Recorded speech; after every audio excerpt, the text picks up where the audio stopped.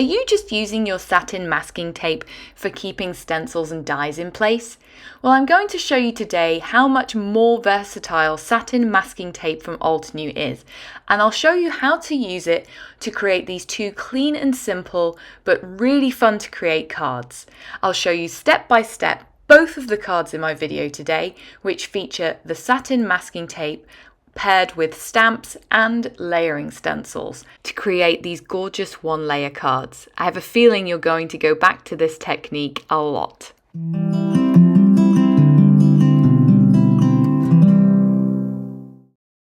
Hi guys, it's Jenny. Welcome back to another stylish card making techniques with Jenny.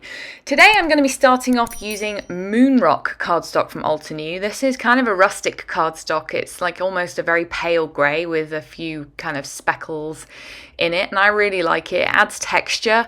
When we're only having one layer on our cards, I find that can add some interest to the card without overpowering it and without having to add extra layers. And this is my satin masking tape from Altenew. I've been using this on pretty much every project I've made, whether that's using it to hold down dies in place as I run it through my die cutting machine or stencils while I'm stenciling. I also like to use it for masking, and you can see I've still got tons left, so it's real good value for money. It's really good masking tape and I highly recommend it. I'm going to show you how you can use it to create one layer cards today. And first off, one of the things I've done on a few cards and I wanted to show in a video is how I mask off a rectangle in a panel of the Moonrock cardstock, and this is an A2 size panel of cardstock, and I'm using the width of the satin masking tape to my benefit here. It means I don't have to do any measuring. I'm using instead my crafting mat to make sure that I get the satin masking tape lined up evenly on either side, but you can see that I'm just using that outer edge of the masking tape lined up against the outer edge of the cardstock panel, and that way I know that my rectangle that I'm ink blending is going to be perfectly centered and perfectly masked off.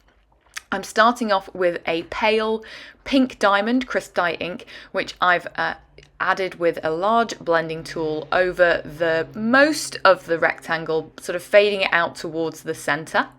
I'm then coming in with some Pinkalicious to darken up those edges, blending it in from the outside edge into the center, but not quite as far as that pink diamond. And then I'm edging it off in the darkest color here, which is Magenta, which is a real sort of nice hot pink color. So I'm being very sparing.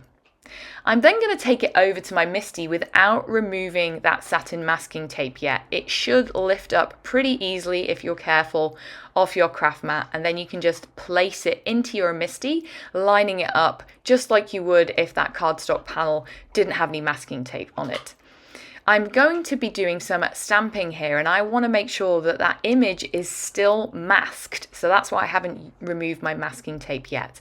This is the Paint a Flower Clematis Josephine, or Clematis Josephine, depending on how you like to pronounce it, and I'm going to stamp it down in antique gold pigment ink, and I am going to stamp it a couple of times to get a good clear impression, and I am pushing down where that masking tape edge is just to make sure that I get a full image all the way up to the edges.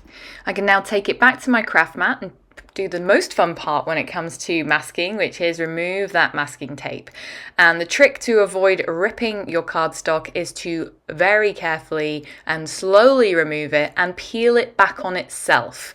So you don't want to pull out from the cardstock, you want to pull back onto itself, and you should get a lovely clean edge both where that stamped image is and also where that ink blending is, and you get this gorgeous one layer card. And I just love how that antique gold shimmers and shines against that Magenta Crisp Dye Ink.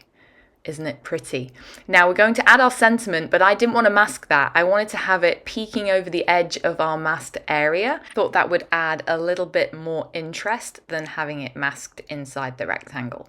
I'm using Obsidian Pigment Ink as always for my sentiment, which is also from that same Paint a Flower stamp set.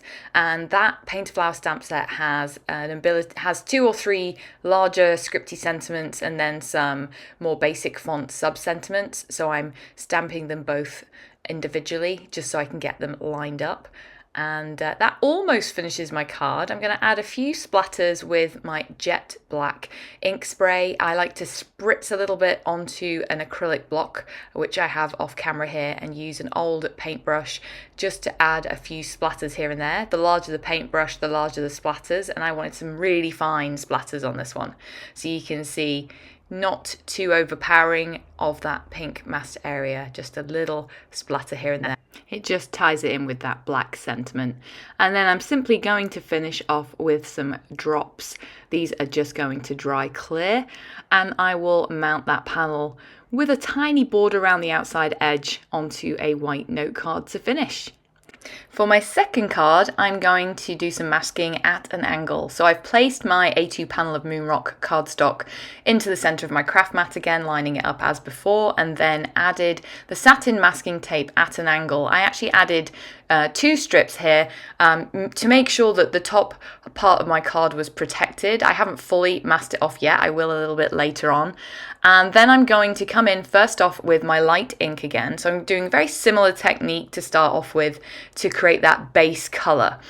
This is Volcano Lake, which is a sort of a pale, rich green color, and I'm making it heavier, coming off that satin masking tape and then fading out towards that bottom right corner. I'll then come in with a slightly darker color. This is Emerald, and this is a sort of a richer, darker green color. And then for a little bit of a tweak, I'm going to come in then with some blue ink. So my third color that I come in with, just to darken up that edge and just make it a little bit more dramatic, is Winter Lake.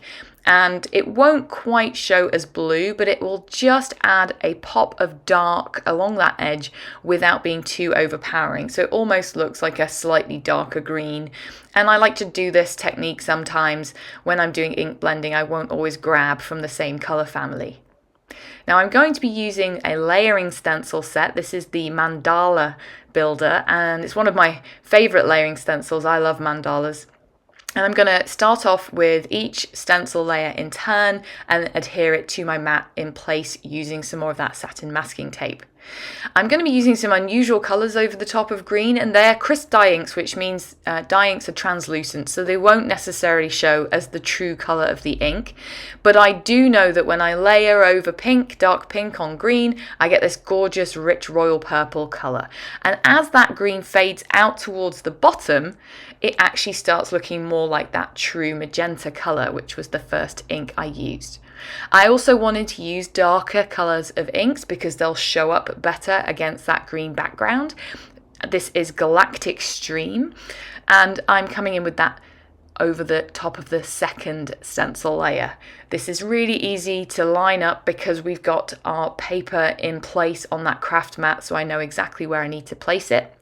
And you'll see in that upper left corner of the cardstock, I've added some more satin masking tape just to make sure that if I'm a little heavy-handed with my ink, it doesn't go into that top left corner. And then for my third layer, I'm going to come in with some of the antique gold. I want to sort of tie it in a little bit with that first card. And with pigment ink, you can ink blend it on, but I also like to push my ink pad into the shapes. I find that that gives me more of that bright gold versus a paler colour you're going to get when you do the ink blending with a blending tool. And then I'm going to lift that up and very carefully once again remove that satin masking tape, peeling it back on itself to reveal that gorgeous masked line. I just absolutely love it, and hopefully I won't have gone onto that upper left corner, and I'll have a nice clean edge for my finished card. Of course, that antique gold pigment ink is opaque, it is not translucent, and that's why you get that gorgeous bright gold pop against those purples and greens. For my sentiment, once my antique gold pigment ink has dried, I'm using another one from the Painter Flower Clematis Josephine stamp set, and I'm going to stamp it down directly onto that cleaner upper left quadrant of the card in Obsidian Pigment Ink. And then to finish, of course, I have to add some jet black jet black ink spray splatters, and I felt like I needed to embellish the mandala a little bit more because I can't leave them alone. And I'm still keeping this one layer, but I came in with some white gel pen, just added some highlights into those purple areas. And then, of course, I couldn't stop there. Went a little bit crazy because I had all these colors going on. I thought, why not? It's still quite clean and simple given that upper part of the card is completely clear. So I added a few gold dots here and there, and that finished my second card. I hope I've inspired you to grab for that satin masking tape and have a play. You can see that the possibilities are endless. All of the supplies I've used are listed in the description box below. If you've enjoyed, give us a thumbs up and consider subscribing to Altenew's channel. And you can leave me a comment, see what you think. Have you had a play with satin masking tape before? What's your favourite technique with it? I'd love to hear from you. Have a wonderful day. Bye! Hello crafters, Jen here. For more tips, techniques, tutorials, and to discover which paper crafting products are right for you, subscribe to Altenew's YouTube channel. Make sure to hit the notification bell so you don't miss any videos. Thanks for watching.